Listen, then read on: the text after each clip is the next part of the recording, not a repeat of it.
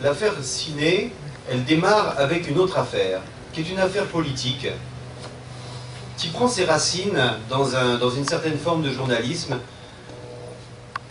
d'aujourd'hui, qui est l'affaire Clearstream, qui met en cause énormément de gens, du personnel politique français, à un haut niveau, et qui commence par le travail d'un journaliste qui s'appelle Denis Robert. Et Denis Robert fait partie de ces journalistes d'extrême gauche, disons, qui est sûr de temps en temps de trouver la source du mal absolu. La source du mal absolu, c'était Clearstream. Cette société bancaire, cet organisme de compensation, comme on appelle ça, luxembourgeois. Bien, on passe là-dessus, on ne va pas raconter l'affaire Clearstream, c'est là pour très longtemps, mais il se trouve que ce brave Denis Robert, bien qu'il soit possible que Clearstream ne soit pas une société blanc-bleu, mais Denis Robert a commencé à publier des textes et des documents sur Clearstream, des documents qui ont été convaincus de faux et des textes qui ont été jugés diffamatoires vis-à-vis non seulement de Clearstream, mais des 1500 salariés qui y travaillent. Et Denis Robert a été condamné un nombre de fois incalculable pour ce qu'il a écrit sur Clearstream.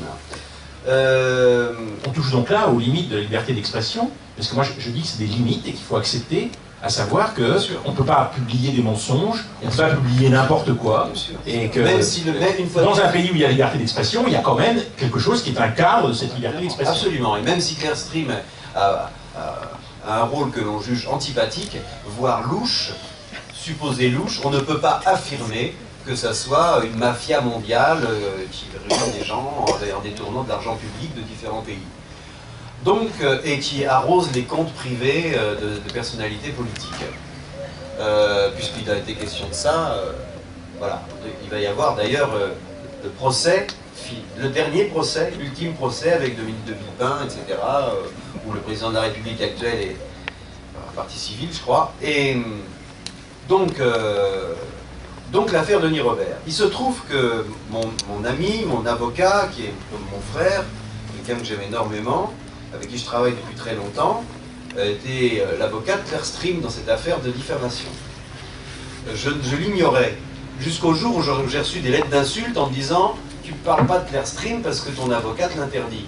Je ne savais pas, donc j'ai appelé mon avocat, c'était il y a des années de ça. Et je lui dis « Mais écoute, il paraît que tu es l'avocat de Clearstream ». Il dit « Oui, oui, bon, c'est absolument hallucinant cette histoire » et j'ai décidé de la prendre parce que je la trouve exemplaire. Je la trouve exemplaire d'un cas de diffamation incroyable et qui fait consensus dans la presse. Il y a guère que quand même Le Monde qui s'est méfié, le Canard enchaîné, mais les autres, tout le monde a adhéré parce que c'était le bien d'attaquer Clearstream et c'était mal de défendre Clearstream, le bien et le mal n'ayant rien à voir avec la vérité ni avec le journalisme. Donc voilà que ça dure des années cette histoire. Pendant des années, je me fais engueuler parce que mon avocat est l'avocat de Clearstream et gagne tous les procès que Denis Robert ensuite dont Denis Robert va se vanter qu'il les a gagnés. Va se vanter chez des grands flics des grands moralistes des médias comme Daniel Schneiderman, qui est à peu près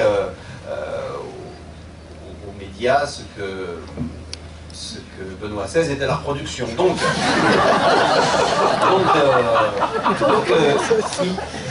il va dire ça, mais c'est incroyable cette histoire.